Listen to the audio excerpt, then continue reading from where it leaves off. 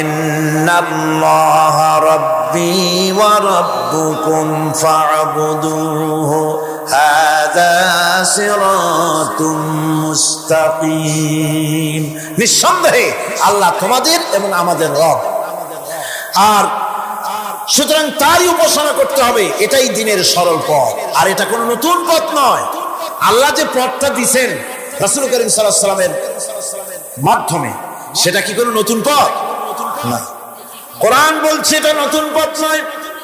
শারা'a লাকুম মিনাদ-দীন মা ওয়াসসা বিহি নূহান ওয়াল্লাযী আওহাইনা ইলাইকা ওয়া মা ওয়াসাইনা বিহি ইব্রাহিম ওয়া মূসা ওয়া ঈসা আন আকিমুদ-দীন ওয়া লা তাতাফাররাকু ফীহি। শারা'a লাকুম মিনাদ-দীন, এই দিন তিনি তোমাদের জন্য সেই দিনই মনোনীত করেছেন যা হযরতে নূহ আলাইহিস সালাম এর উপরে তিনি ওসিয়ত করেছেন। যা ওসিয়ত করা হয়েছিল, নসিহত করা হয়েছিল হযরতে নূহ আলাইহিস সালামের প্রতি, তিনি মনোনীত করেছিলেন হযরত নূহ আলাইহিস সালামকে এই দ্বীনকে প্রচার করার জন্য। আর যার উপরে চলার জন্য হযরত ইব্রাহিম, হযরত মূসা, হযরত ঈসাকে নির্দেশ করা হয়েছিল। তাদের সকলের শিক্ষাই ছিল একটা, যে আল্লাহ পাকের দ্বীনকে প্রতিষ্ঠা করো, আর এই ব্যাপারে কোন রকমই নিজেদের মধ্যে পার্থক্য, মত পার্থক্যের সৃষ্টি করো না। হযরত নূহ আলাইহিস সালামের জামানায় 40 দিনের বন্যা, এই বন্যার পরে জাহাজ যখন নেমে গেল, তখন তিনি মনে মনে ভাবলেন, আমি তো জোড়ায় জোড়ায় করে সমস্ত প্রাণীগুলি আর মানুষগুলি, কিছু কিছু মানুষ যারা ঈমান এনেছিল তাদের জাহাজে উঠাইছে, কিন্তু একটি বুড়ি আমার উপরে ঈমান এনেছিল, আর আমি তার ওয়াদা করেছিলাম সাথে করে নিয়ে যাব, আমি তো তার কথা ভুলে গিয়েছি। অনুশোচনা এলো, জাহাজ থেকে নেমে চতুর্দিকে লক্ষ্য করলেন, মানুষ নাই, জনপদ নাই, সব শেষ হয়ে গেছে। পাহাড় পর্বত কাঠ হয়ে পড়েছে, বিল্ডিং গুলি শেষ হয়ে গিয়েছে, কোন জনপদে কোন প্রাণী নাই, প্রাণী বলতে কিছুই নাই। হঠাৎ দূরে দেখলেন একটা কুড়ে ঘরের মতো দেখা যায়। ভাবলেন এত বড় বন্যার ভিতরে কুড়ে ঘর কেমনে থাকলো। আস্তে করে হেঁটে গেলেন কুড়ে ঘরের কাছে, ভেতরে মানুষ আছে বলে মনে হলো। বাইরের থেকে প্রশ্ন করলেন, ভিতরে কে? জবাব এলো, আমি এই ঘরের মালিক, আমি এক বুড়ি বিধবা এক মহিলা, আপনি কে? তিনি বললেন, আমি হচ্ছি এই জামানার পয়গম্বর হযরত নূহ আলাইহিস সালাম। বুড়ি বলছেন, আমারও ধারণা তাই, আপনি আমাকে ওয়াদা করেছিলেন বন্যা হলে পরে, বন্যার আভাস যখন আপনি পাবেন, আমাকে আপনি সাথে করে জাহাজে উঠায় নিয়ে দিবেন। আমার মনে হয় বন্যা কবে হবে সেই খবর দেওয়ার জন্য আপনি এসেছেন। হযরত নূহ আলাইহিস সালাম সিজদা করে কাঁদতে লাগলেন, বললেন, রব্বুল আলামিন, তোমার কুদরত বোঝার ক্ষমতা আমার নাই। 40 দিন পর্যন্ত পানির ভিতরে মানুষ কেমনে জীবিত রইল? আল্লাহ পাক শোনালেন, বিপদ যখন এলো, তুমি তোমার উম্মতকে ভুলে যেতে পেরেছো, ভুলে গিয়েছো, কিন্তু আমি রব্বুল আলামিন রহমানুর রহিম, আমি আমার বান্দিরে ভুলি নাই। পানির স্রষ্টা আল্লাহ, পানির ভিতরে তিনি বাঁচাতে পারেন, আবার তিনি আগুনের ভিতরে বাঁচাতে পারেন, সবকিছু করতে পারেন, সমস্ত ক্ষমতা আল্লাহ পাকের। গভীর রাত্রে হযরত ফাতিমা রাদিয়াল্লাহু তাআলা আনহা ইন্তেকাল করলেন। কিছু সংখ্যক সাহাবীদের কাছে খবর দিয়া অল্প সময়ের ভিতরে জানাজার ব্যবস্থা করা হলো। হযরত আবু যর গিফারী রাদিয়াল্লাহু তাআলা আনহু কবরের ভিতরে নেমে গেলেন। কবরের ভিতরে নেমে গিয়া হযরত আবু যর বলেন, রে কবর, তোর ভিতরে আজকে কাকে রাখবো, তুই কি তা জানিস নাকি? কোনো জবাব আসে না। হযরত আবু যর বলেন, কবর রে, তোর ভিতরে আজকে যাকে রাখবো তিনি হতেছেন হযরত ইমাম হাসান হোসেনের মা, বেহেশতের সমস্ত জওয়ানদের সরদার হবেন যারা, সেই দুইজনের মা তোর ভিতরে রাখবো, খবরদার বেয়াদবি করবি না। কোনো জবাব না পেয়ে হযরত আবু যর বলেন, ওগো কবরের মাটি, তোর ভিতরে কাকে রাখবো কি জানিস? আসাদুল্লাহিল গালিব, দুনিয়ার সমস্ত কাফেরদের বিরুদ্ধে আল্লাহ রাব্বুল আলামিন যাকে বাঘ বানিয়ে পাঠালেন, সেই হযরতে আলী, তার স্ত্রী রেখে যাবো, খবরদার বেয়াদবি করবি না। কোনো জবাব আসে না। হযরত আবু যার বলেন, কবরের মাটি তোর ভিতরে যাকে রাখবো তিনি হলেন খাতুনে জান্নাত, বেহেশতের সমস্ত মহিলাদের সরদারিনী হবেন যে ফাতেমা, তারে রেখে যাব তোর ভিতরে, খবরদার কোনো বেয়াদবি করবি না। আবার হযরত আবু যার বলেন, কবরের মাটি তোর ভিতরে কারে রাখবো কি জানিস? তোর ভিতরে আজকে যাকে রেখে দিতেছি তিনি হলেন আখেরি জামানার পয়গম্বর বিশ্ব নবী জনাবে মুহাম্মদ রাসূলুল্লাহ সাল্লাল্লাহু আলাইহি ওয়াসাল্লামের কলিজার টুকরা মা ফাতেমাকে তোর ভিতরে রাখবো, খবরদার কবরের মাটি বেয়াদবি করবি না। কিতাবে এসেছে হযরত আবু যারকে বাড়ি শুনতে পেলেন, আওয়াজ এলো, কি যেন বলতেছে, রে আবু যার আমি ফাতেমাকে চিনি না, হাসান হোসেনের মাকে চিনি না, আলীর স্ত্রী চিনি না, রাসূলের মেয়ে মা ফাতেমাকে চিনি না। আমল যদি ভালো হয় আমার ভিতরে আমল ভালো নিয়ে যে আসবে, শান্তিতে থাকবে, আর আমল যদি খারাপ হয় আমার ভিতরে তার অবস্থা চূড়ান্ত হয়ে যাবে। আমার ভাইরা, আমার বন্ধুগণ, আমলের উপরে ভিত্তি করে কিয়ামতের দিন নাজাত হবে। আমল যদি খারাপ হয়ে যায় কিয়ামতের দিন কেউ তাকে বাঁচাতে পারবে না। এই জন্য কিয়ামতের ময়দানে, হাসরের দিনে আল্লাহর হাবিব জনাবে মুহাম্মদ রাসূলুল্লাহ সাল্লাল্লাহু আলাইহি ওয়াসাল্লাম সিজদায় পড়ে কাঁদতে থাকবেন। আল্লাহ রাব্বুল আলামিন বলেন, হাবিব রে আপনি কাঁদেন কেন? আজকে তো আপনার কাঁদার দিন না, আমি আপনাকে মাকামে মাহমুদ দান করেছি, আমি আপনাকে কাউসার দান করেছি, আপনার আজকে সম্মানের দিন, মর্যাদার দিন, কাঁদেন কেন? আল্লাহর হাবিব বলবেন, রব্বুল আলামিন মাকামে মাহমুদ পেয়েছি, কাউসার পেয়েছি, কান্দি এই জন্য আমি দেখতে পাচ্ছি আবার সামনে দিয়া ফেরেশতারা আমার উম্মতগুলি জাহান্নামের দিকে নিয়ে যায়। আল্লাহ রাব্বুল আলামিন বলবেন, ওগো আমার হাবিব আমি আপনাকে ক্ষমতা দিলাম, আপনার জান্নাতি উম্মতগুলি আপনি বেছে নেন। আল্লাহর হাবিব তার জান্নাতের উম্মতগুলি বাঁচতে থাকবেন। হযরত আয়েশা বলেন, ইয়া রাসূলুল্লাহ কিয়ামতের ময়দানে লক্ষ কোটি কোটি মানুষের ভিতরে আপনার জান্নাতি উম্মত আপনি চিনবেন কি করে? হুজুর বলেন, আয়েশা কোন একটি ঘোড়ার কপাল যদি থাকে সাদা, এই সাদা কপালওয়ালা ঘোড়াটা যদি অসংখ্য ঘোড়ার ভিতরে যদি হারিয়ে যায়, তাহলে সাদা কপালওয়ালা ঘোড়ার মালিক তার ঘোড়াকে পাবে কিনা বলো? হযরত আয়েশা বলেন, হুজুর অনায়াসে পাবে। আল্লাহ রাব্বুল আলামিনের হাবিব বলেন, আয়েশা রে কিয়ামতের ময়দানে আমার যেই উম্মতেরা নামাজি ছিল, দিনদার ছিল, পরেজগার ছিল, দুনিয়ার বুকে ঈমান নিয়ে যারা চলাফেরা করেছে, আমার দিন কায়েমের আল্লাহর দ্বীনের জন্য যারা কাজ করেছে, ওদের চেহারা নূর চমকাতে থাকবে, ঈমানের নূর কিয়ামতের দিন চমকাতে থাকবে। সেই ঈমানের নূর দেখে দেখে আমি আমার জান্নাতি উম্মতগুলি আমি বেছে নেব। হযরত ফাতিমা রাদিয়াল্লাহু তাআলা আনহাকে রাসূলুল্লাহ সাল্লাল্লাহু আলাইহি ওয়াসাল্লাম অত্যন্ত ভালোবাসতেন, মহব্বত করতেন তার স্ত্রীদেরকেও। তার স্ত্রীরাও রাসূল করিম সাল্লাল্লাহু আলাইহি ওয়াসাল্লামকে ভালোবাসতেন প্রাণ উজাড় করে দিয়ে। নবীজি বলেছেন, কন্যার পিতাদেরকে গালি দিও না। অনেকে টিটকারি করে, বারবার মেয়ে হয় ছেলে একটাও হয় না, সেই জন্য টিটকারি বুটকারি করে। আল্লাহর নবী বলেছেন, মেয়ের পিতাকে গালি দিও না, ঠাট্টা করো না, যেহেতু আমি মুহাম্মদ রাসূলুল্লাহ সাল্লাল্লাহু আলাইহি ওয়াসাল্লাম, আমি মেয়েদের পিতা, আমি নিজে মেয়েদের পিতা, খাও না মেয়েদের পিতাকে গালি দিও না। রাসূলুল্লাহ বলেছেন, আকাশের নিচে জমিনের উপরে খাদিজার মতো মহিলা আর নাই। সেই হযরতে খাদিজা রাসূলের 4টি মেয়ে পেটে ধারণ করেছিলেন। সুবহানাল্লাহ। মেয়ের প্রতি রাসূলুল্লাহ যথেষ্ট মহব্বত করতেন, মেয়েকে খুব ভালোবাসতেন হুজুর সাল্লাল্লাহু আলাইহি ওয়াসাল্লাম। হুজুরের কলিজার টুকরা ছিলেন মা ফাতিমা রাদিয়াল্লাহু তাআলা আনহা। হুজুর যখন কোথাও যেতেন সকলের শেষে দেখা করতেন ফাতেমার সঙ্গে, আর বিদেশ থেকে সফর করে এসে সকলের আগে দেখা করতেন ফাতেমার সঙ্গে। সুবহানাল্লাহ। রাসূলুল্লাহ বলেছেন, তোমরা যখন বাজারে যাবে বা ব্যবসা করতে যাবে বা বিদেশে যাবে, আসার সময় যে সব হাদিয়া নিয়ে আসো। আমরা যখন বাইরে যাই, বাজারে যাই, কিছু হাদিয়া আনি না? জামা কাপড়, চকলেট ইত্যাদি আমরা আনে থাকি। রাসূলুল্লাহ বলেছেন, হাদিয়াগুলি তোমরা যারা বিদেশে যাও, বাজারে যাও, হাদিয়া আনবে, আর এনে ঘরের মধ্যে ঢুকে তা শুরু করবে মেয়েকে দিয়ে। প্রথমে দেবে মেয়েকে। সুবহানাল্লাহ। মেয়ের মর্যাদা ইসলামে সব চাইতে বেশি। কোন যুগে? যে যুগে মেয়ে হলে পরেই মাটির নিচে ফেলে রাখতো, পাথর মেরে মেরে ফেলে দিত। বেআইয়ি যামবিন কুতিলা, কোন অপরাধে তাদেরকে হত্যা করা হলো? আল্লাহ পাক কোরআনে কারীমের মধ্যে বলেছেন তাদের অপরাধ আর কিছু না, তারা নারী, এই জন্য তাদেরকে মেরে ফেলা হতো। রাসূলুল্লাহ তাদের ইজ্জত দিলেন, সুবহানাল্লাহ ওয়া বিহামদিহি। রাসূলুল্লাহ সম্মান দিলেন, ইজ্জত দিলেন তাদের।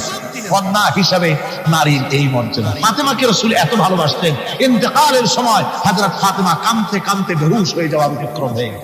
রাসূলুল্লাহ হযরত ফাতেমাকে ইশারা দিলেন, হযরত ফাতেমা তার কান নিয়ে রাসূলুল্লাহর মুখের কাছে লাগাই দিলেন।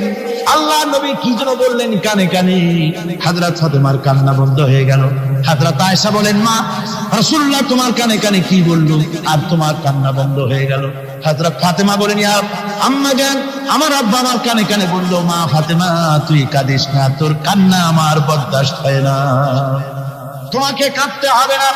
আমি তোমাকে সুসংবাদ দিয়ে দিতেছি, আমি মরে যাওয়ার পর সর্বপ্রথম তোমার সাথে আমার দেখা হবে। রাসূলুল্লাহর এই ভবিষ্যৎবাণী হযরত ফাতেমা বুঝতে পেরেছেন যে হুজুরের ইন্তেকালের পরে আমার বেশি দেরি হবে না, আমিও তাড়াতাড়ি হুজুরের সাথে শামিল হতে পারব। হুজুরের ইন্তেকালের 6 মাস পরেই হযরত ফাতেমা রাদিয়াল্লাহু তাআলা আনহা ইন্তেকাল করেছেন। কন্যা হিসেবে নারীর মর্যাদা ইসলাম অনেক অনেক গুণ বাড়িয়ে দিয়েছে। এই কন্যা শিশু কৈশোর যৌবন পেরিয়ে যখন যৌবনে তার বিয়ে হয়ে যায়, আল্লাহ রাব্বুল আলামিন তখন বলেন, ওয়া মিন আয়াতিহি আন খালাকা লাকুম মিন আনফুসিকুম আজওয়াজান লিতাসকুনু ইলাইহা ওয়া জাআলা বাইনাকুম মাওয়াদ্দাতান ওয়া রাহমা। আল্লাহ পাক বলেন, আমার নিদর্শনের ভিতরে এটাও একটি নিদর্শন, আমি তোমাদের থেকে তোমাদের জোড়া তৈরি করেছি, তোমাদের স্ত্রীদেরকে তৈরি করেছি, তোমাদের সাথে তোমাদের স্ত্রীর ভালোবাসা সৃষ্টি করেছি, মহব্বত সৃষ্টি করেছি। এই মহব্বত আমি আল্লাহ তৈরি করেছি। আর যখন বুড়ো হয়ে যায় মানুষ, স্বামী স্ত্রী যখন বুড়ার বুড়ি হয়, তখন আর ভালোবাসা থাকে না, তখন ওই ভালোবাসা শরীরতার করুণায় আমি আল্লাহ পরিণত করে দেই। বুড়ার জন্য তখন বুড়ি ছাড়া আর উপায় নাই, বুড়িরও আর বুড়া ছাড়া উপায় নাই।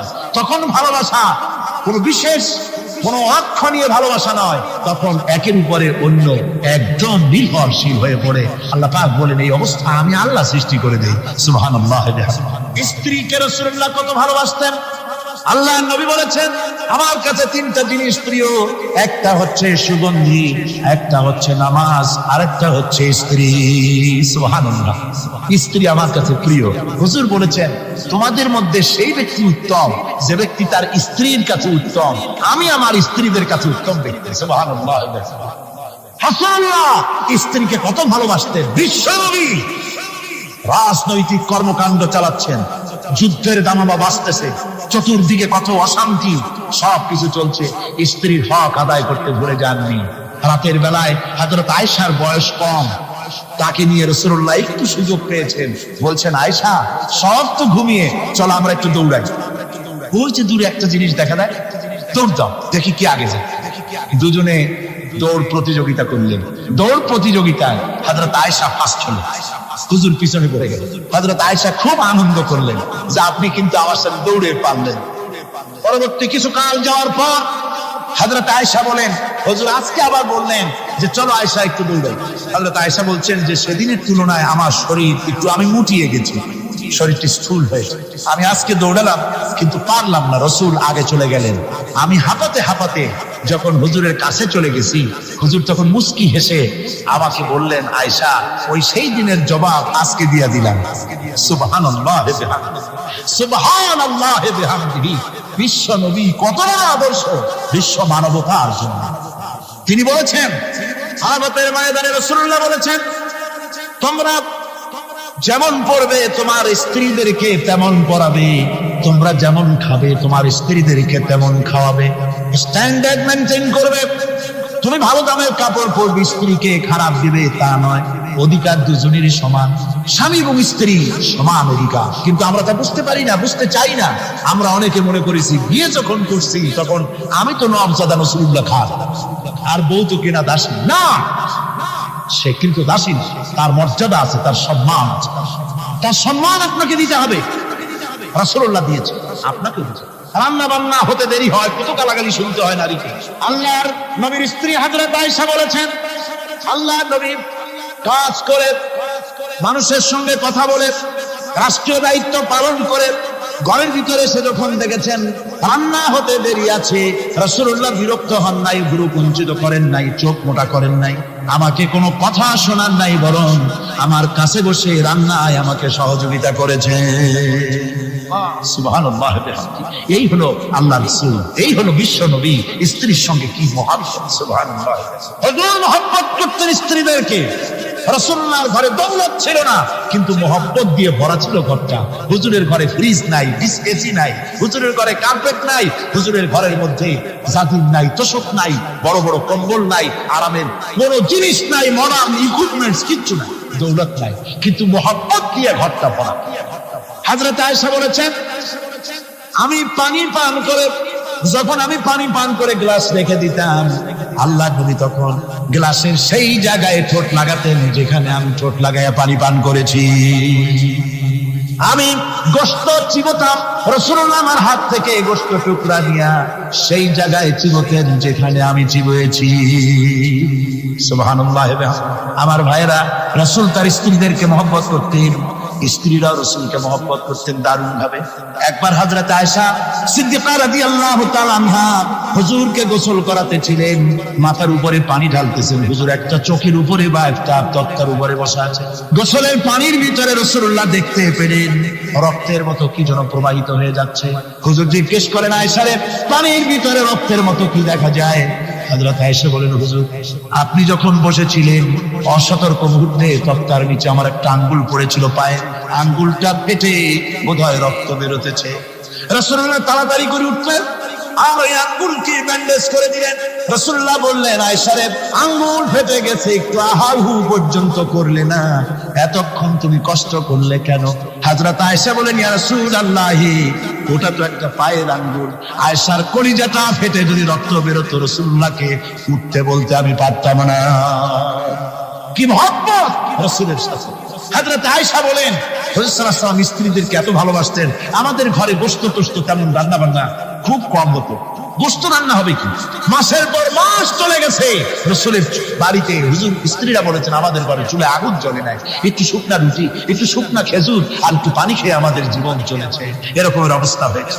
তারপরে এই অবস্থা চলেছে, এর মধ্যে যদি কখন একটু গোশত আসছে, হুজুর যখন ছাগল ইত্যাদি ছাগল দুম্বা জবাও করেছেন, এই দুম্বার গোশত নিয়ে, ছাগলের গোশত নিয়ে রাসূলুল্লাহ নিজে বেরোতেন। হযরত খাদিজার বান্ধবী কোথায় আছে খুঁজে ওই বান্ধবীর কাছে গোশত পৌঁছে দিয়ে আসতে। হযরত আয়েশা বলেন, একদিন আমার ঘুম ভেঙে গেল, দেখি হুজুর আমার কাছে নেই, গেলেন কোথায়?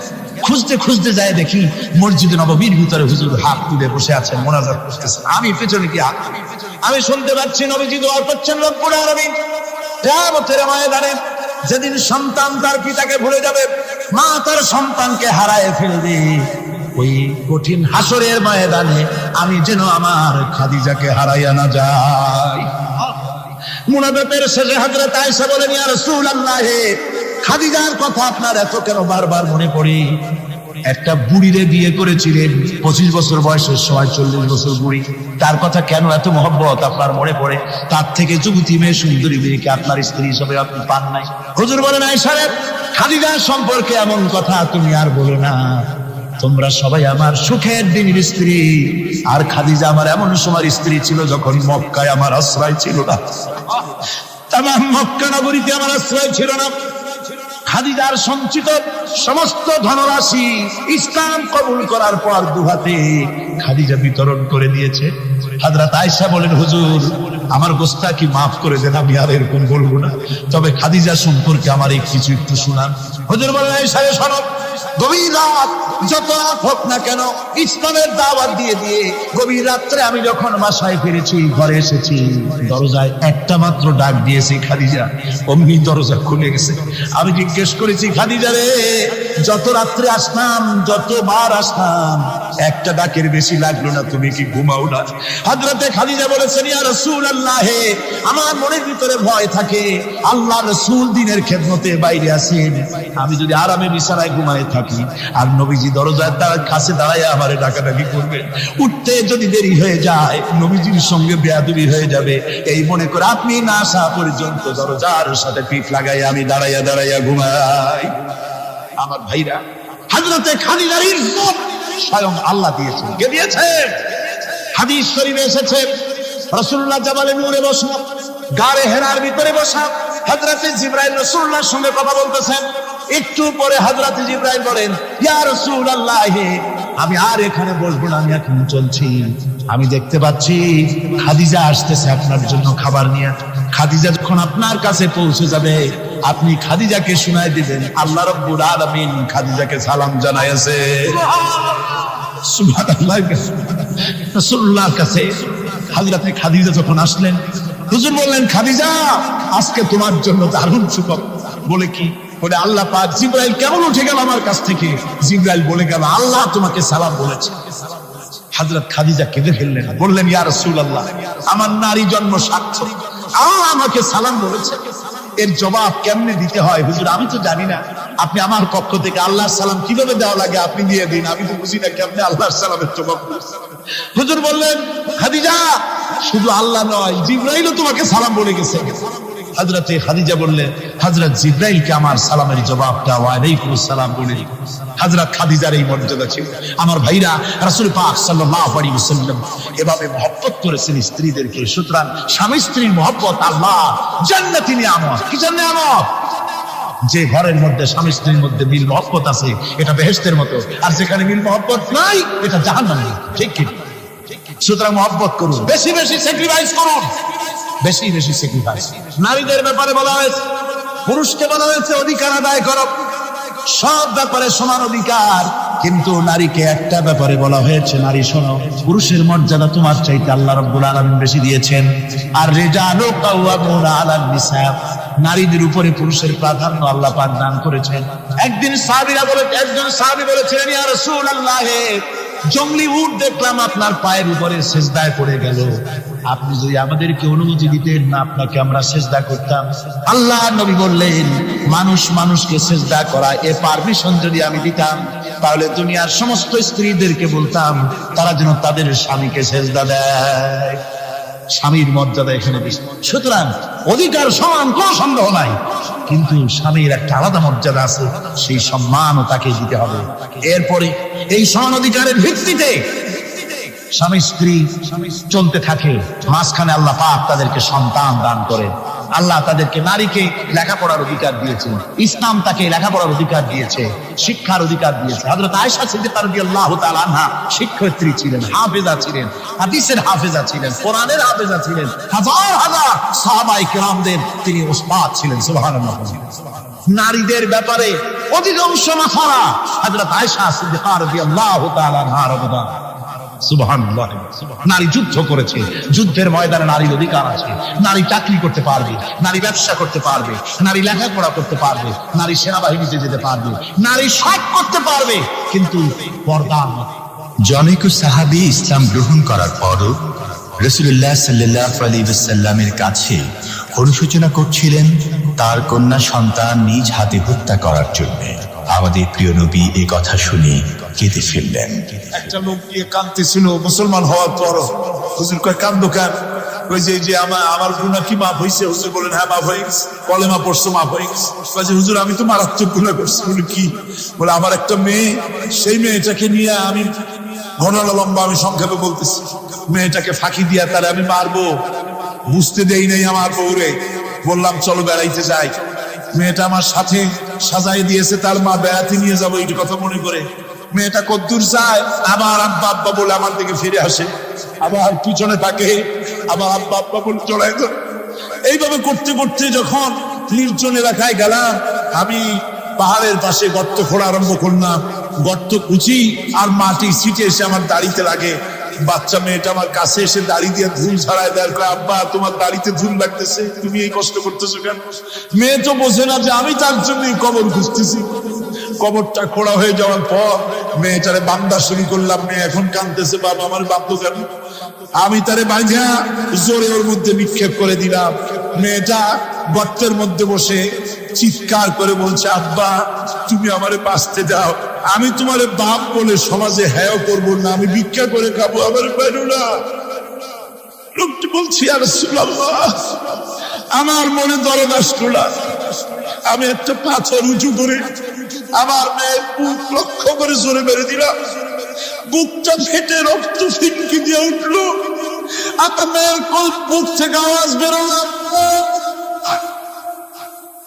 আমার কালে যেন এখনো সেই আওয়াজ বাজে। হাদিস শরীফে এসেছে হুজুরের চোখের পানি দাড়ি ভিজে ভিজে জামার উপরে পড়তেছিল। হুজুর বললেন, আহারে মানুষও পারে এরকম কাম করতে। পৃথিবীতে নারীর যখন কোনো সম্মান ছিল না, মর্যাদা ছিল না, সেই সময় আমার রাসূল, আমার বিশ্বনবী নারীদেরকে সম্মানের হাত ধরে গর্তের ভিতর থেকে উঠাইয়া রানীর সিংহাসনে বসায় দিলেন। সুবহানাল্লাহ, মায়ের মর্যাদা দিয়ে দিলেন। সুবহানাল্লাহ। এই পৃথিবীর বুকে যারা আরামের টাটকা সুখগুলি আরামগুলি যারা বর্জন করে আল্লাহ রাব্বুল আলামিনকে বিশ্বাস করে যারা জীবন পরিচালনা করেছে, আল্লাহ পাক তাদের জন্য জান্নাত রেখেছেন এবং তাদের জন্য বলছেন, সাবিকু ইলা মাগফিরাতিন মির রাব্বিকুম ওয়া জান্নাতিন আরদুহা কাআরদিস সামাই ওয়াল আরদ উইদ্দাত লিল্লাযীনা আমানু বিল্লাহি ওয়া রাসূলিহি।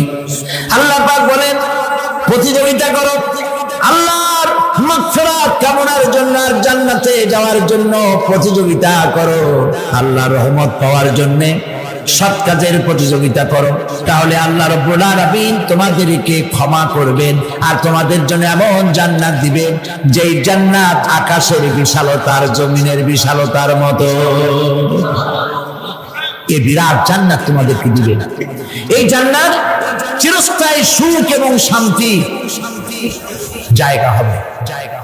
মাসালুল জান্নাতিল্লাতী উইদাল মুত্তাকুন ফিহা আনহারুম মিন মাইন গায়রি আসিনিন ওয়া আনহারুম মিন লাবানিন লাম ইয়াতাগায়্যার তা'আমুহু। আল্লাহ পাক বলছেন, জান্নাত আল্লাহ পাক ওয়াদা করেছেন মুত্তাকিদের জন্য। আল্লাহ পাক জান্নাত দিবেন, যে জান্নাতের ভিতরে রয়েছে মধুর প্রস্রবণ, রয়েছে দুধের প্রস্রবণ, রয়েছে সেখানে স্বচ্ছ পানির প্রস্রবণ রয়েছে। এই সুন্দর জান্নাত ঝর্ণা ধারা আল্লাহ পাক সৃষ্টি করেছেন, বাগ বাগিচা দিয়ে ভরে রেখেছেন জান্নাত। সেই জান্নাত হবে এয়ার কন্ডিশন, রোদ্রের তাপ হবে না সেখানে, রোদ্রের খরক তাপ হবে না সেখানে, ঠান্ডার প্রচন্ডতা থাকবে না। কিরকম হবে জায়গাটি? আল্লাহ পাক বলছেন, মুত্তাকিনা আলাল আরাইকি লা ইয়ারাউনা ফিহা শামসান ওয়ালা জামহারিরা ওয়া দানিয়াতান আলাইহিম যিলালুহা ওয়া দুল্লিলাত কুতুফুহা তাদলীলা। আল্লাহ পাক এমন জান্নাত রেখেছেন, সেই আল্লাহ পাক সেই জান্নাতের ভিতরে জান্নাতীরা ঠেস লাগায়া মুখোমুখি অবস্থায় তারা সেখানে বসবে, আর জান্নাতীদের মনের মধ্যে কোনো দুঃখ থাকবে না, পেরেশানি থাকবে না। পৃথিবীতে মানুষের দুঃখ থাকে, পেরেশানি থাকে, সেখানে কোনো দুঃখ আর পেরেশানি থাকবে না। সেই জায়গাটা হবে শীতাতপ নিয়ন্ত্রিত, না শীত না গরম, চির বসন্ত বিরাজ করবে। জান্নাতীরা সেখানে থাকবে। এই সুন্দর জান্নাত আল্লাহ পাক রেখেছেন মুত্তাকিদের জন্য। সুবহানাল্লাহ। কাফেরদের জন্য জান্নাত হবে, জাহান্নাম হবে চিরকাল। খালিদিনা ফিহা আবাদান, চিরকাল কাফেররা জাহান্নামে থাকবে। সর্বশেষ যে ব্যক্তি জাহান্নাম থেকে মুক্তি লাভ করবে তাকে আল্লাহ পাক বলবেন, ফেরেশতাদেরকে বলবেন, আমার ফেরেশতারা আমার এই বান্দাকে জান্নাত এবং জাহান্নামের মাঝখানে রেখে দাও। জান্নাত এবং জাহান্নামের মাঝখানে লোকটি যখন থাকার জায়গা পাবে, সে জান্নাতের দিকে তাকায়া দেখবে আর কাঁদতে থাকবে।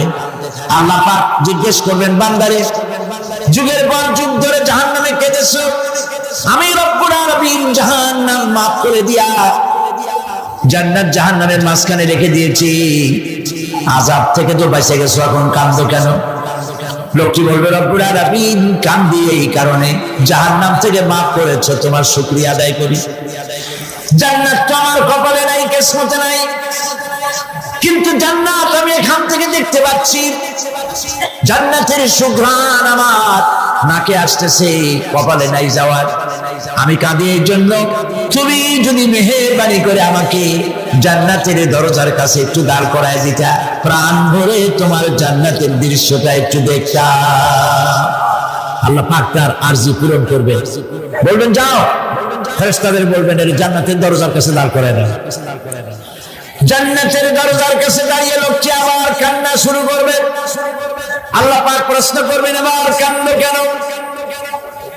লোকটি বলবে রব্বুল আলামিন কান্দি এই কারণে, জান্নাতের এই দরজায় দাঁড়ায়া জান্নাতের অফুরন্ত নেয়ামত কিছুই ভালো করে দেখা যায় না, শুধু অল্প জায়গা দেখি। যদি তুমি আমারে দয়া করে জান্নাতের মাঝখানে দাঁড় করায় দিতা, চতুর্দিকে তাকায়া তাকায়া দেখা কলিজারে ঠান্ডা বানাইতাম। তবে আমি ওয়াদা করি জান্নাতের কোন নাজ নেয়ামত, কোন ফল আমি খাবো না, ধরবো না, ছুঁইব না। একটুখানি মেহেরবানি করে মাঝখানে দাঁড় করাইয়া দাও, জান্নারে ঠান্ডা করে। আল্লাহ রাব্বুল আলামিন ফেরেশতাদের বলবেন, আমার এই বান্দারে জান্নাতের মাঝখানে দাঁড় করাইয়া দে। আল্লাহর নবী বলেন, জান্নাতের মাঝখানে দাঁড়িয়ে লোকটি আগের চাইতে আরো জোরে চিৎকার মেরে কাঁদতে থাকবে। আল্লাহ পাক বলবেন, বান্দারে কি হলো তোর? দরজার কাছে আসতে চাইছো, আইনা দিলাম। আবার এবার মাঝখানে আসতে চাইছো, তাও এনে দিয়েছি। আবার কান্দো কেন? লোকটি বলবে রব্বুল আলামিন এবার কান্দি এই জন্যে, তুমি যখন দয়া করে একটিবার জান্নাতের মাঝখানে এনে আমাকে দাঁড় করায় দিয়েছো, তুমি রহমান রহিম গফুরুর রহিম, এই জান্নাত থেকে আবার আর বাইর করে দিও না। আল্লাহ রাব্বুল আলামিন বলবেন, ও আমার বান্দারে, আমার এই জান্নাত তোর খুব পছন্দ হয়েছে নাকি? লোকটি বলবে রব্বুল আলামিন কলিজা ঠান্ডা হয়ে গেছে, ভাবতেও পারি নাই জান্নাত এত সুন্দর। আল্লাহ পাক বলবেন, বান্দারে এরকম একটি নয়, দুইটা নয়, তোর জন্য আমি 10টা জান্নাতে এরকম রিজার্ভ করে রাখছি। সুবহানাল্লাহ।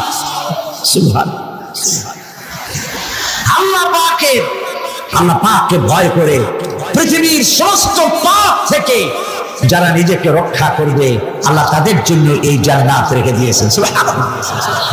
সেই জান্নাতের রিসিপশন আপনারা আন্দাজ করতে পারবেন না, রিসিপশন কারে কয়। কি এর প্রধানমন্ত্রী আর প্রেসিডেন্ট 4-5টা পুলিশ আর আর্মি এসে একটা ঠক করে সেলুট মারলো, বাস শেষ হয়ে গেল, এরকম না। জান্নাতীদেরকে রিসিপশন দেওয়া হবে। জান্নাতীরা যখন আল্লাহর হুকুমে জান্নাতের দিকে যেতে লাগবে, আর যখন জান্নাতের কাছে চলে যাবে, আল্লাহ রাব্বুল আলামিন শোনায় দিচ্ছেন, হাত্তা ইদা জাউহা ফুতিহাত আবওয়াবুহা ওয়া ক্বালা লাহুম খাযানাতুহা সালামুন আলাইকুম তিবতুম ফাদখুলুহা খালিদিন। সুবহানাল্লাহ। জান্নাতীরা যখন জান্নাতে প্রবেশ করার দরজার মুখোমুখি হবে, দ্বার রক্ষীগণ তখন বলবে, সালামুন আলাইকুম, আল্লাহর শান্তি তোমাদের উপরে বর্ষিত হোক। সুবহানাল্লাহ। দুনিয়ার টাটকা সুখগুলি 2 পা দিয়ে ছেলে দিয়েছো, টাটকা সুখগুলি গ্রহণ করো নাই, হারাম খাও নাই, আল্লাহর দ্বীন কায়েমের জন্য রক্ত দিয়েছো, জীবন দিয়েছো, কষ্ট করেছো, আল্লাহকে ভয় করেছো। আমাদের সালাম গ্রহণ করো, জান্নাতের মধ্যে ঢুকে যাও চিরকালের জন্য। সুবহানাল্লাহ। আর বাইরে হওয়া লাগবে না, চিরকাল এই জান্নাতের মধ্যে তোমরা বসবাস করতে পারবে। আল্লাহ রাব্বুল আলামিনের ফেরেশতারা বলে দিলেন, জান্নাতের মধ্যে আল্লাহ পাক হুরদের সঙ্গে জান্নাতীদের বিয়ের ব্যবস্থা করে দিবেন। কোরআনে কারিমে আল্লাহ পাক বলেন, মুত্তাকিইনা আলা সুরুরিন মাসফুফাতিন ওয়া যাওয়াজনাহুম বিহুরিন ঈন। সামনাসামনি ভাবে সাজানো সারি সারি আসন সমূহের উপর তারা ঠেস লাগায় বসে থাকবে, আর আল্লাহ রাব্বুল আলামিন হুরদের সাথে জান্নাতীদের বিয়ের ব্যবস্থা করে দিবেন। যেসব হুরের সঙ্গে বিয়ে হবে তাদের আল্লাহ পাক বিবরণ দিচ্ছেন কি রকম হবে তারা। লাম ইয়াতমিসহুন্না ইনসুন ওয়ালা জান, এর পূর্বে জিন এবং ইনসান এদেরকে কেউ স্পর্শ করে না। কিরকম তারা? কাআন্নাহুন্নাল ইয়াকুতু ওয়াল মারজান, যেমন ঝিনুকের ভিতরে মণিমুক্তা থাকে এইভাবে আল্লাহ পাক তাদেরকে পবিত্র করে রেখে দিয়েছেন। আমার প্রিয় ভাইরা, আল্লাহ রাব্বুল আলামিন কোরআনে কারীমের ভিতরে বলেছেন ফাবিআইয়ি আলা'i রাব্বিকুমা তুকাযযিবান। জান্নাত দান করে আল্লাহ পাক এবার জান্নাতীদেরকে সম্বোধন করে বলবেন, ইয়া ইবাদি লা খাউফুন আলাইকুমুল ইয়াওমা ওয়ালা আনতুম তাহজানুন। হে আমার বান্দারা, লা খাউফুন আলাইকুমুল ইয়াওম, আজ আর কোনো ভয় নাই। সুবহানাল্লাহ, সুবহানাল্লাহ।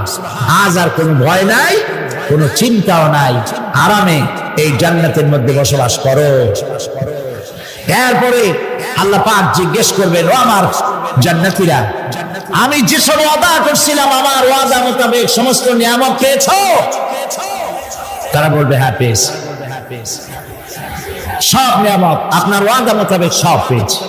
আল্লাহ রাব্বুল আলামিন বলবেন সব পাও নাই, ওয়ালাদাইনা মাজিদ, আমার কাছে আরো বেশি আছে। সুবহানাল্লাহ, আমার কাছে আরো বেশি আছে। জান্নাতীরা বুঝবে না সে আরো বেশিটা কি, এর থেকে আর বেশি কি।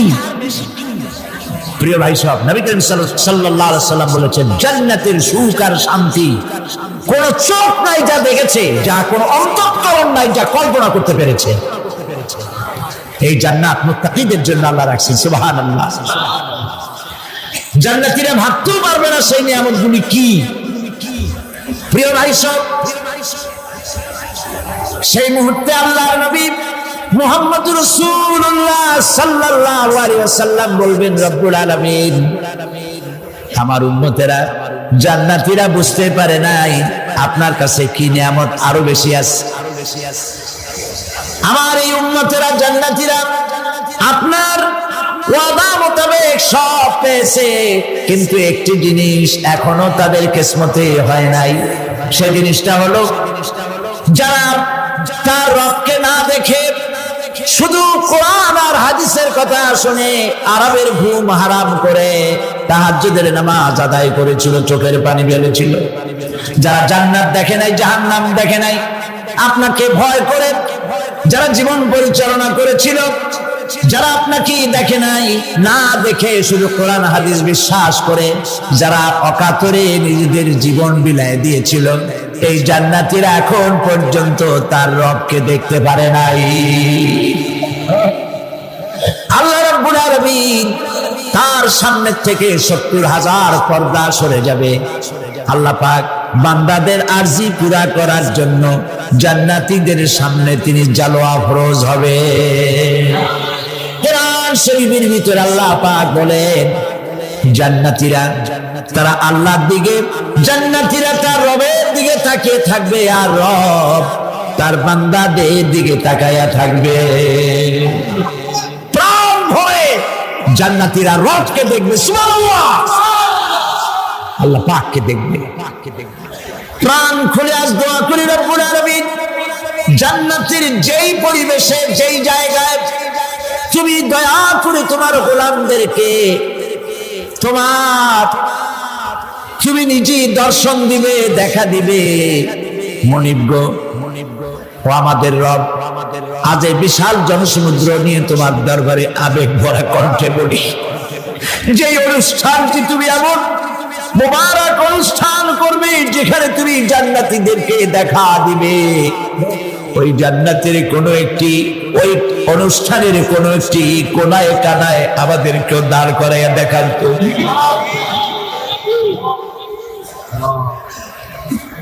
প্রিয় ভাই সাহেব, আল্লাহ রাব্বুল আলামিন মানুষের সামনে এত সব নিয়ামত রেখেছেন, এই জান্নাত দান করবেন। এরপরে আল্লাহ রাব্বুল আলামিন কোরআনে কারীমের মধ্যে বলেছেন, রব্বিস সামাওয়াতি ওয়াল আরদি ওয়া মা বাইনাহুমার রাহমানি লা ইয়ামলিকুনা মিনহু খিতাবা। এসব পুরস্কার রয়েছে তোমাদের সেই রবের পক্ষ থেকে যিনি আকাশ আর জমিনের মালিক। সুবহানাল্লাহ বলবেন না? যার সামনে কথা বলার ক্ষমতা কারো হবে না। এটি একটি মারাত্মক কথা। কিয়ামতের দিন আল্লাহর দরবারে কেউ কথা বলতে পারবে না আল্লাহর নির্দেশ ছাড়া। একটি আকীদা পরিষ্কার করে নিয়ে জান্নাত পাবে, সে আকীদাটা এভাবে পরিষ্কার করুন, কোন পীর সাহেব, কোন খাজা বাবা, কোন মাওলানা, কোন মুহাদ্দিস, কোন বুজুর্গ আপনাকে সুপারিশ করতে পারবে না যদি না আল্লাহ পাক তাকে কথা বলার তৌফিক না দেন। মনে থাকবে এটা? আয়াতুল কুরসির ভিতরে আমরা পড়ি, মান যাল্লাযী ইয়াশফাউ ইনদাহু ইল্লা বিইذনিহি। আল্লাহ পাক বলেছেন কিয়ামতের দিন আল্লাহর দরবারে কার সাহস আছে কথা বলতে পারে? মান যাল্লাযী ইয়াশফাউ ইনদাহু ইল্লা বিইذনিহি। আল্লাহর ওয়াদা ছাড়া, হুকুম ছাড়া আল্লাহর সামনে কথা বলার সেদিন কেউ থাকবে না। সুবহানাল্লাহ। কেউ কথা বলতে পারবে না। সুপারিশ করতে হবে আল্লাহ যারে বলেন তুমি করো, অমুকের জন্য করো, সেই ব্যক্তি শুধু তার জন্যই করতে পারবে, আর কেউ কথা বলতে পারবে না। সেই কঠিন হাসরের ময়দান যেদিন শুধুমাত্র আল্লাহ পাক কথা বলবেন, আর যারে বলতে বলবেন সেই কেবলমাত্র বলতে পারবে। সুপারিশ এটি আল্লাহ পাক কিয়ামতে পারমিশন দিলে বলা যাবে। হযরত ইব্রাহিম আলাইহিস সালাম, হযরত ইব্রাহিম আলাইহিস সালাম কিয়ামতের দিন তার নিজের পিতা সম্পর্কে সুপারিশ করবেন। রব্বুল আলামিন আমার আব্বার জন্য সুপারিশ করতেছি, মেহেরবানি করে জাহান্নাম থেকে তারে আপনি রক্ষা করুন। আল্লাহ রব্বুল আলামিন বলবেন, ইব্রাহিম তোমার সুপারিশ মঞ্জুর হবে না। প্রিয় ভাই সব একটু মাথা খাটান, চিন্তা করেন। জাতির পিতা কে? জাতির পিতা চিল্লায় বলুন, কলিজা সাফ করে ফেলুন। মুসলমানদের জাতির পিতা হাবিজ হাবি কেউ হতে পারে না।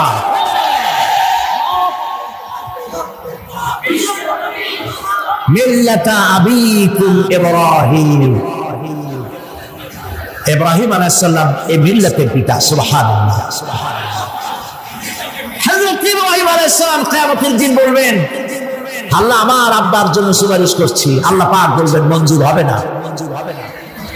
আসর তোমার পিতা হতে পারে, কিন্তু আমার খলিলকে আগুনে ফেলার জন্য নমরুদকে সে সহযোগিতা করেছে, আমি তোমার পিতাকে ক্ষমা করব না। নবী করিম সাল্লাল্লাহু আলাইহি সাল্লামকে সাহাবায়ে কেরাম জিজ্ঞেস করেছেন, হে রাসূল আপনার আব্বা এবং আম্মার অবস্থা কি হবে? নবী করিম সাল্লাল্লাহু আলাইহি সাল্লাম কেঁদে ফেলেছেন, সাফ করেছেন আমি তাদের কোনো উপকারে আসব না। আল্লাহু আকবার। আপনি মনে করছেন নাকি যে ইয়া নবী সালাম আলাইকা বলি অমনি নবী সুপারিশ পাবেন? এত সহজ। কতগুলো রসগোল্লা খাইলেন আর বড় একটা মিছিল করলেন আর অমনি চলে যাবেন? পৃথিবীর সব মানুষ সাহাবায়ে কেরাম বাদ দেন, পৃথিবীর সমস্ত মানুষ একত্রিত হয়ে আবু তালেব রাসূলুল্লাহকে যে ভালোবেসেছেন, ওর 1000 ভাগের 1 ভাগও সারা দুনিয়ার মানুষ রাসূলুল্লাহকে ভালোবাসতে পারবে? পারবে? নিজের ছেলে আলীকে, আলী রাদিয়াল্লাহু তাআলা আনহুকে আলাদায় বিছানায় শোয়াইয়া ছোট্ট মানুষ হযরত আলী আলাদা জায়গায় রাখিয়া মুহাম্মদ রাসূলুল্লাহ সাল্লাল্লাহু আলাইহি সাল্লাম এতিম মানুষ তারে কলিজার সাথে বুকের মধ্যে আশ্রয় দিয়ে আগলে রেখেছেন বুক পরে। সেই আবু তালেব মৃত্যুর সময় নবী করিম সাল্লাল্লাহু আলাইহি সাল্লাম বলেছিলেন, চাচা একটি বার আমার কানে তাওহীদের কালেমা শোনায় দেন। আবু তালেব তার কিসমতে ছিল না কালেমা। মরে যাওয়ার পর একজন সাহাবী বলেছিলেন, ইয়া রাসূলুল্লাহ, মৃত্যুর সময় আবু তালেবের মুখ আমি নড়তে দেখেছি, তিনি কালেমা পড়েছেন সম্ভবত। রাসূলুল্লাহ সাহেব বলেছেন, আমি শুনি নাই। এত ভালোবাসার পরেও হাদিস শরীফে এসেছে আবু তালেব জাহান্নামে যাবে। কোথায় যাবে? জাহান্নামে। সবচাইতে কম আযাব হবে কার? আবু তালেবের। কম আযাবটা কি? হাদিস শরীফে এসেছে কম আযাব হলো জাহান্নামের আগুন দিয়ে এক জোড়া জুতা তৈরি করে আবু তালেবের পায়ে পরিয়ে দেওয়া হবে। সেই জাহান্নামের আগুনের তৈরি করা জুতার তাপে আবু তালেবের মাথার ঘিলুগুলো টকবক করে বয়ে পড়তে লাগবে। এত ভালোবেসে যদি কিয়ামতের উপায় না হয়, আপনি ইয়া নবী সালাম আলাইকা, ইয়া রাসূল সালাম আলাইকা, আর কতগুলো জিলাপি খাইলেন, বড় একটা মিছিল করলেন। প্রিয় ভাই সব, এইসব বেদাত ছাড়ুন, এগুলি সুস্পষ্ট বিদাত। রাসূলুল্লাহকে ভালোবাসবেন, সাহাবীরা যেভাবে ভালোবেসেছেন ওইভাবে ভালোবাসবেন। আল্লাহ রাব্বুল আলামিন বলেন, যালিকাল ইয়াউমুল হক ফামান শাআ আত্তাখাযা ইলা রাব্বিহি মাআবা। এই দিনটি অবশ্যই আসবে, সেদিনটি নিশ্চিতভাবে আসবে। আর এখন যার ইচ্ছা সে তার রবের দিকে অগ্রসর হোক। ইন্না আনজারনাকুম আযাবান করিবান ইয়াওমা ইয়ানজুরুল মার'উ মা কদ্দামাত ইয়াদাহু ওয়া ইয়াকুলুল কাফিরু ইয়া লাইতানি কুনতু তুরাবা। ইন্না আনজারনাকুম আযাবান কারীবা, খুব নিকটবর্তী একটি আযাব সম্পর্কে আমি তোমাদেরকে সতর্ক করে দিলাম। কে বলতেছেন? আল্লাহ পাক। লক্ষ্য করুন আল্লাহ কি বলছেন, খুব নিকটবর্তী একটি কঠিন শাস্তি আযাব অর্থাৎ কিয়ামত, এ সম্পর্কে আমি তোমাদেরকে সতর্ক করে দিলাম। ইয়াওমা ইয়ানজুরুল মার'উ মা কদ্দামাত ইয়াদা, সেদিন প্রত্যেকটি লোক যা সে পাঠিয়ে দিয়েছিল এখানে, অর্থাৎ যা করেছিল সেগুলি সে দেখতে পাবে। আর তখন ওয়া ইয়াকুলুল কাফিরু ইয়া লাইতানি কুনতু তুরাবা। সেই কিয়ামতের ময়দানে অবস্থা দেখে কাফেররা বলবে, আহারে মানুষ না হইয়া যদি মাটি হইয়া যেতাম, যদি মাটি হতাম, যদি মানুষ না হয়ে না জন্মতাম, আজ এই হাসরের ময়দানে এইখানে এই বিচারের মুখোমুখি হতাম না, মাটি হইলে বরং অনেক ভালো হতো।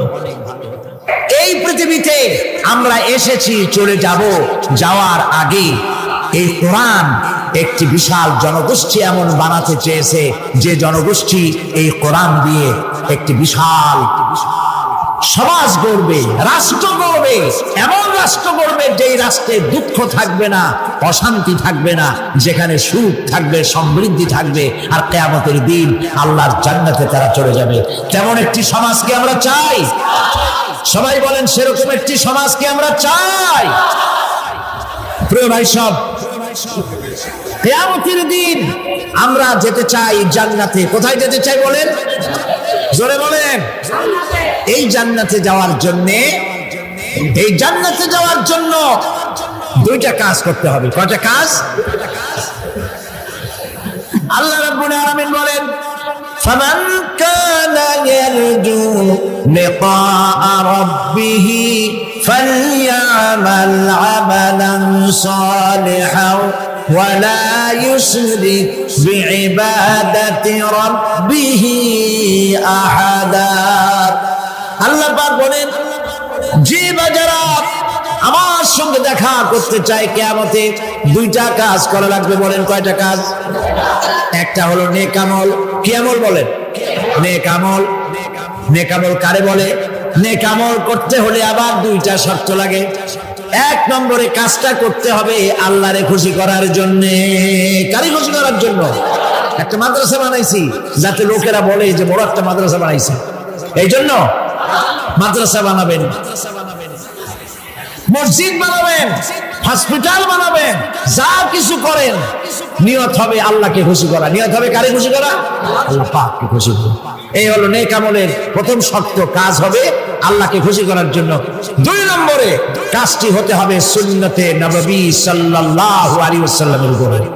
মনে থাকবে, দাড়ি রাখবো। কেন রাখবো? রাসূলের সুন্নাত। রাখবো কারে খুশি করার জন্য? আল্লাহকে খুশি করার জন্য। রাখবো কার মতো? রবীন্দ্রনাথের মতো, কার্ল মার্কসের মতো, কবির মতো নয়। রাখতে হবে কার মতো? নবীর মতো। বুঝে নেন, কাজটা হতে হবে আল্লাহকে খুশি করার জন্য। দুই নম্বরে কাজটা হতে হবে সুন্নতে নববী সাল্লাল্লাহু আলাইহি ওয়াসাল্লামের উপরে হতে হবে। তাহলে এই হলো এক নম্বর। জান্নাতে যাওয়ার জন্য, আল্লাহর সাথে দেখা করার জন্য এক নম্বরের কাজ হলো নেক আমল। বলেন এক নম্বরের কাজ কি? দুই নম্বরের কাজ ওয়ালা ইউশরিক বিইবাদাতি রাব্বিহি আহাদা। আল্লাহ রাব্বুল আলামিনের ইবাদতের সাথে কাউকে শরীক স্থাপন করা যাবে না। আমরা যারা মুসলমান, অধিকাংশ মুসলমান শিরকের ভিতরে মুবতলা হয়ে আছে। বিশ্বাস করেন কিনা বলেন? কাফেরেরা তো মুশরিক আছেই, ওরা তো মুশরিক আছেই, কিন্তু আমরা মুসলমানেরা আমাদের আমলের মধ্যে আমাদের অজান্তে সবের নিয়তে অনেক শিরক আমরা করে বসি। নাউজুবিল্লাহ, বলেন নাউজুবিল্লাহ। এই জন্য আমি বারবার সতর্ক করি, নিজেকেও করি, আপনাদেরকেও করি। এই কারণে করি, শিরকের গুনাহ আল্লাহ মাফ করবেন না। ইন্না শিরকা লাযুলমুন আযীম। শিরক মস্ত বড় অপরাধ, জুলম, আল্লাহ মাফ করবেন না। আল্লাহর কাছে কান্দে কান্দে মাফ চাওয়া লাগবে যে আল্লাহ শিরক থেকে আমাকে রক্ষা করো, বাঁচাও। অনেক গোপন শিরক আছে। মাজারে যান, পীর সাহেবের কাছে যান, মনে যদি নিয়ত থাকে উনি ফু দিলে আমি ভালো হবই, উনি তাবিজ দিলে আমার বাচ্চা হবেই, উনি আমারে দয়া করলেই আমার ব্যবসায় উন্নতি হবেই, এইটার নাম শিরক। এটার নাম কি? ওয়াইজা সাআলতা ফাসআলিল্লাহ ওয়াইজা ইসতাআনতা ফাসতাইন বিল্লাহ। যা বলার আল্লাহরে বলো, আর যা চাওয়ার কার কাছে চাও? চিল্লায়ে বলেন। কলিজাটাকে পরিষ্কার করে দেন আজকের মাহফিলে। এই কলিজায় কারো প্রতি কোনো ভয় রাখবো না আল্লাহ ছাড়া। ভয় করবো কারে বলেন? মহব্বত আল্লাহ ছাড়া, এত বেশি মহব্বত আর কাউকে করবো না।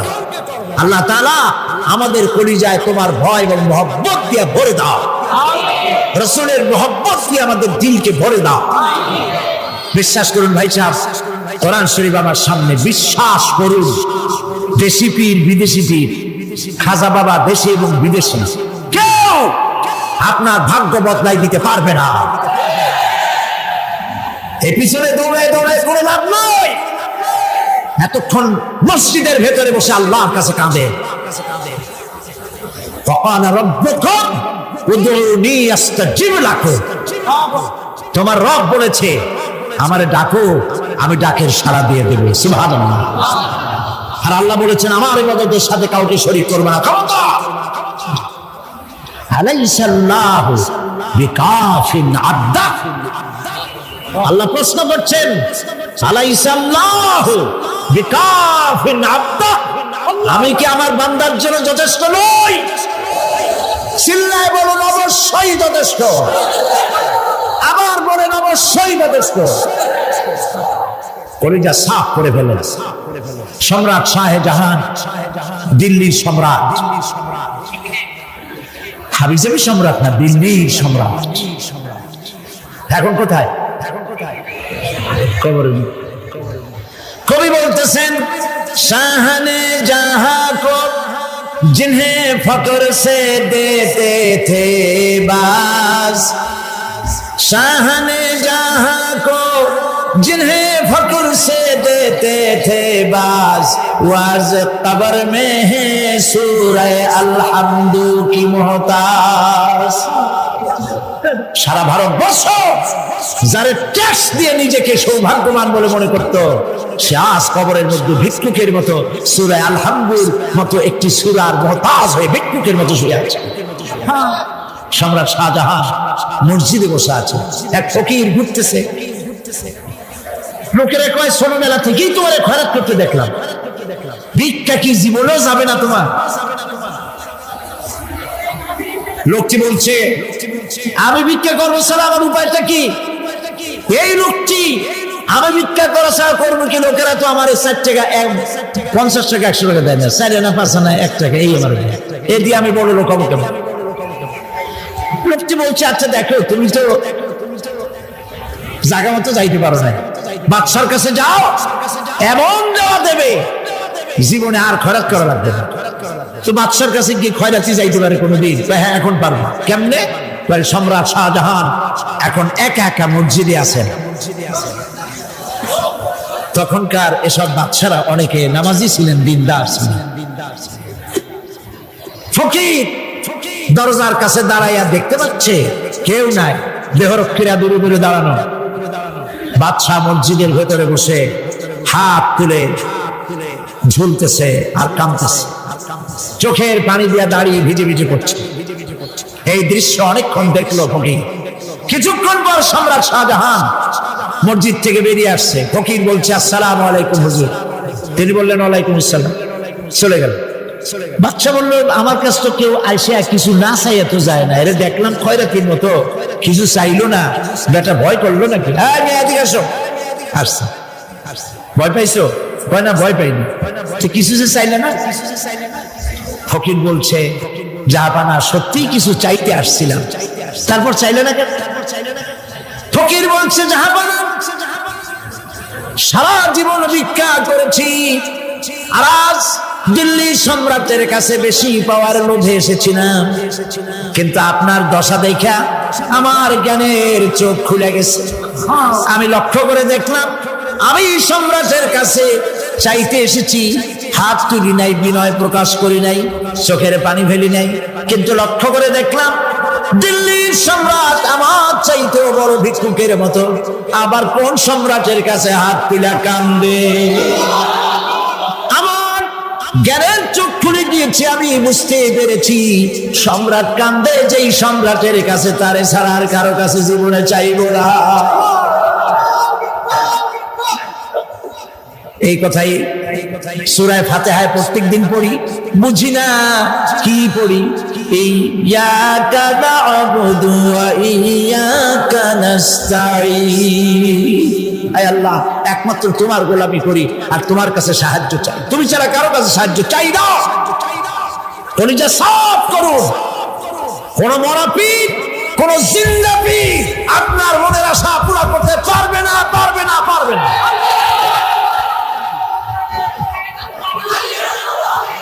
আর আজ থেকে কোন মাজারে টাকা দিবেন না, পয়সা দিবেন না, আগরবাতি দিবেন না, মোমবাতি দিবেন না, গোলাপ পানি দিবেন না। কারা কারা দিবেন না হাত উঁচু করে দেখা। সুবহানাল্লাহ আলহামদুলিল্লাহ লা ইলাহা ইল্লাল্লাহ, সুবহানাল্লাহ আলহামদুলিল্লাহ লা ইলাহা ইল্লাল্লাহ, সুবহানাল্লাহ